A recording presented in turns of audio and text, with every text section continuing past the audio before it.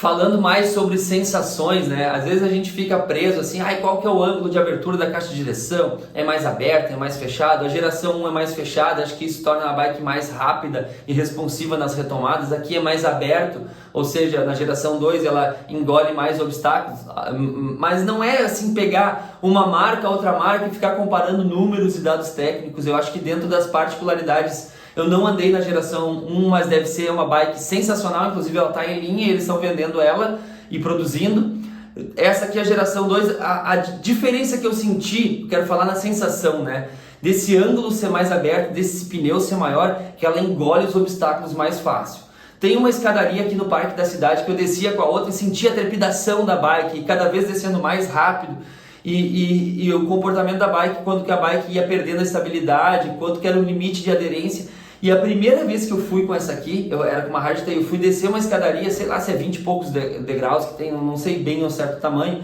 E quando eu fui descer eu fiquei assustado, porque realmente a bike só vibrou na escadaria. Ela não teve aquele comportamento de aderência. Então assim, a bike fez, vou até fazer um som na bike, parece que a bike passou só naquele sinalizador de carro, fez assim, ó, só tremeu em cima da escada. Então assim, cheguei até a ficar assim, abismado com a aderência da bike, com o controle da bike, com esse micro funcionamento das suspensões. Não é, a suspensão não é só o quanto ela afunda. O legal é que no primeiro amortecer dela, ela é muito sensível na frente e atrás. Isso faz com que ela venha lendo o terreno. E aí tu junta o quadro, o ângulo de abertura da caixa de direção, e aí tu junta o pneu, tu junta todo esse conjunto, a bike fica realmente muito estável. E a sensação que eu senti em descidas de cascalho, por exemplo, e também com o conjunto dos freios também, que eu consigo reduzir a velocidade, e na redução de velocidade a bike não tem aquele comportamento da traseira ficar saindo, ou seja, que eu tenho que ficar corrigindo pela frente da bike.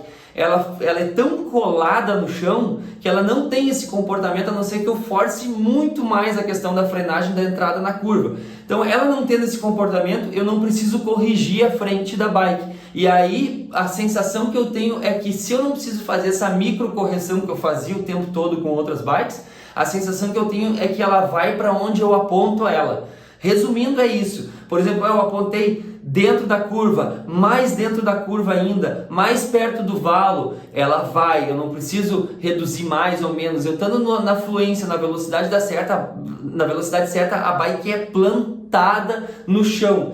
E aí eu fiquei imaginando que essa bike é um trator. Nossa, ela engole tudo. Como que vai ser no asfalto? Surpreendente. Hoje o pedal que eu fiz com essa bike foi 1.070 km com 1.000 de altimetria. Então, ou seja, tinha algumas subidas, tinham duas escaladinhas assim que somaram esses 1.000 de subida. E eu fiz, e a metade é estrada de chão e a metade é asfalto. Ou seja, ela não ia estar no habitat natural dela, que é fora de estrada, e ia estar no asfalto. Então, quando o asfalto era bem plano, bem liso, eu bloqueava as suspensões. Fora isso, ficava desbloqueado, posição aerodinâmica, segurando ali no guidão integrado, nos freios que são mais recuados também, são perto do guidão. Eu posso às vezes tirar a mão do punho e segurar com conforto em cima dos freios. Posição aerodinâmica. Pô, fiz em 2 horas e 50 e poucos um giro que a metade era asfalto. Geralmente eu pensaria assim, para um giro que é metade asfalto e não tem trechos técnicos, eu iria com uma hardtail. Eu pensaria isso antes de ter a Super Caliber. Hoje parece que eu tenho as duas bikes em uma só. Parece que ela é a hard maravilhosa, perfeita quando eu estou com ela bloqueada, e quando eu preciso da suspensão, ela trabalha ao meu favor. Com muito menos vibração, muito mais ganho de tração, porque aqueles kicks da hardtail acaba jogando a tração fora, acaba desperdiçando energia. E o fato que eu estava falando de ter que sair do selim e voltar e a bike corrigir também consome a energia do ciclista. Então, esse giro de 70 km com 1.000 de altimetria eu fiz com 25,1 de média em menos de 2 horas e 50, sendo que a metade era asfalto. Então assim, a bike é animal no asfalto também. Não vejo necessidade de ter uma hardtail para pedais específicos, porque ela é uma bike tão versátil que se eu tivesse as duas, eu acho que eu estaria sempre escolhendo por ela em primeiro lugar. As rodas são Bontrager de carbono, ou seja, super rígidas, super leves, com muita rolagem. e funcionam muito bem. Essa questão da roda, ela ter rolagem também e ser rígida, quer dizer que tu faz força e ela não vai ter torção lateral, ela vai ser uma roda que vai, além de girar bem, manter o embalo, ela não vai roubar a tua potência. Então assim, é roda rígida aonde tem que ser, o quadro é rígido e leve onde tem que ser, é um conjunto perfeito. Acho que falei de todas as impressões que eu tenho até agora e a principal que eu ia falar para você sobre a revisão, o custo de revisão. Assim, ó, cálculo de padaria, depende como cada um vai utilizar a bike, vai ter um custo diferente, tá? Mas assim, a gente sabe que, de quanto em quanto tempo vai revisar a bike? Às vezes, se tu não pegou chuva, tu pode andar por meses. Se tu pegar a bike revisada hoje e enterrar em 3 horas de barro até o pé de vela, lá até o movimento central, provavelmente tu vai ter que desmontar essa bike toda.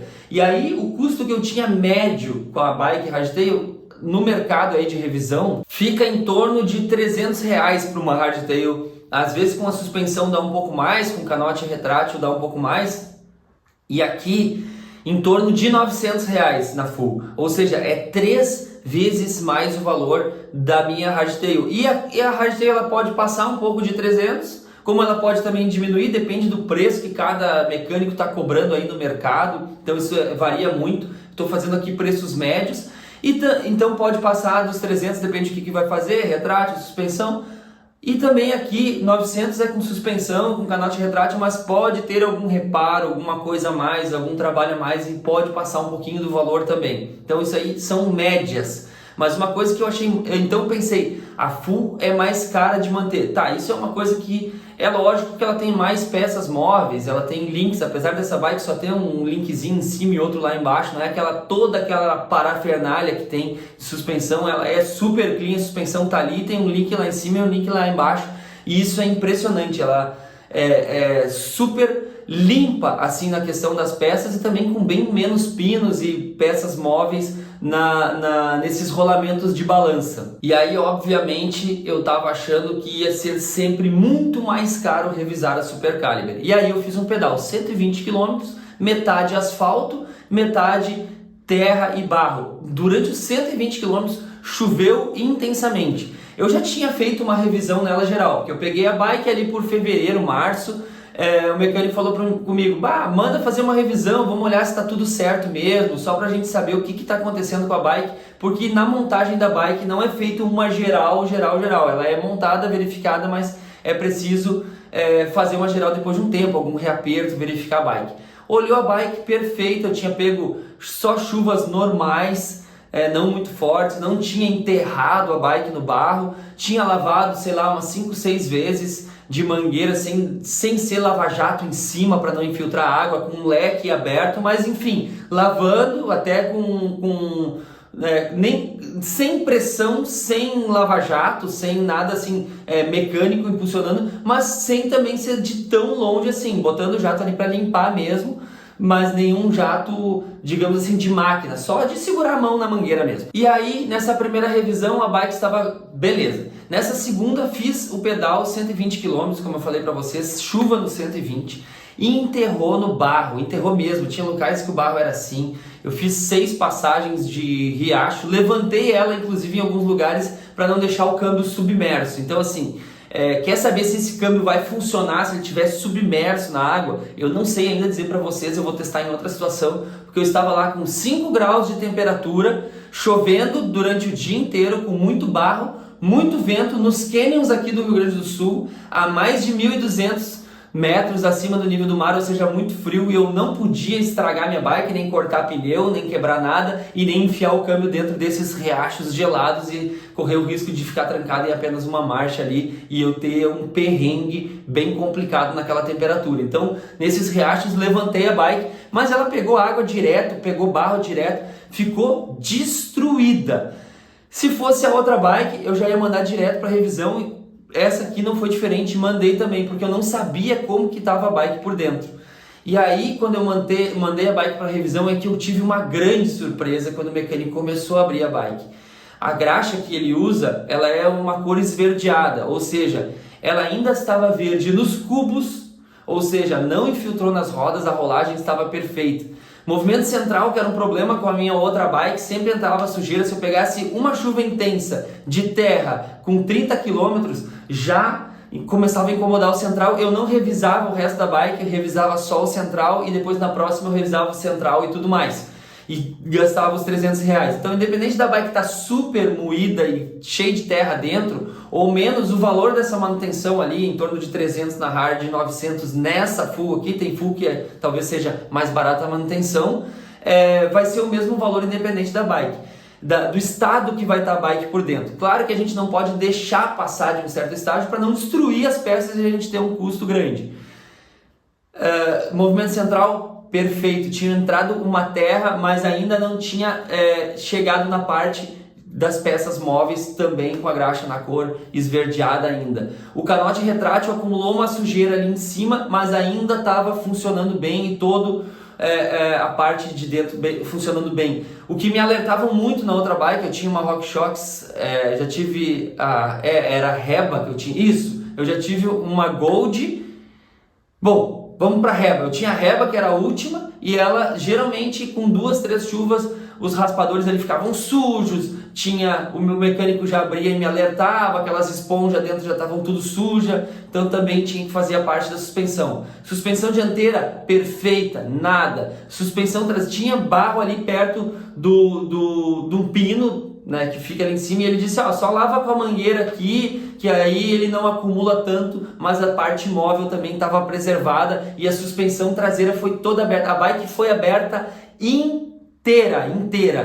Todas as peças, o câmbio foi desmanchado em todas as peças, tudo foi feito criteriosamente. E aí também estava perfeito, rodas, movimento central, caixa de direção, canote retrátil, suspensão dianteira e finalizando suspensão traseira. E aí sabe o que ele disse para mim? Com essa bike assim, tu poderia pegar mais 5 dias assim, ou seja, eu poderia fazer 4 a 5 dias de barro intenso, que ela ainda estaria preservada nas peças móveis. Então agora eu estou botando na calculadora. Se eu gastaria com uma chuva intensa R$300 na outra bike e eu conseguir fazer 5 vezes o que eu fazia na outra, 5 vezes 3, 15. Então para mim ainda sairia talvez o mesmo preço se eu revisar com 4 chuvas fortes assim, ou talvez até mais barato dependendo o caso. Se eu conseguir fazer 5 pedais dessa forma, com a bike intacta por dentro ou começando a infiltrar mais sujeira nessa graxa, já não está da mesma cor, eu gastei, sei lá, 5 vezes 3, 15, R$1.500 na outra bike,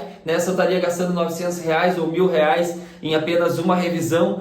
A logística, menos busca bike, menos leva bike, menos tempo sem a bike. Se bem que eu tenho speed, não dá para ficar sem a bike. Para quem quer treinar, precisa ter um recurso de 2 bikes. E mecânico, falando aqui entre nós, mecânica a gente não apressa, a gente não bota pressão, a gente tem que ter uma boa relação com o nosso mecânico. Não é chegando, faz minha bike aí que eu preciso para tal dia. Não é assim. A gente não sabe como é que tá a agenda dos guris que mexem com as bikes, tem que valorizar o trabalho. Eu valorizo muito o trabalho do cara que foi feito aqui, tanto que ficou sensacional e eu não pretendo mais fazer uma chuva dessas e mandar para ele, porque agora eu já tenho mais confiança na manutenção da bike. Então aquele grande medo que eu tinha de ter uma bike mais cara e que eu ia ficar assim, refém de gastar 3 vezes mais na manutenção, na verdade não vai acontecer. Se eu revisava outra 5 vezes ou 4 vezes, vou revisar esta apenas uma vez.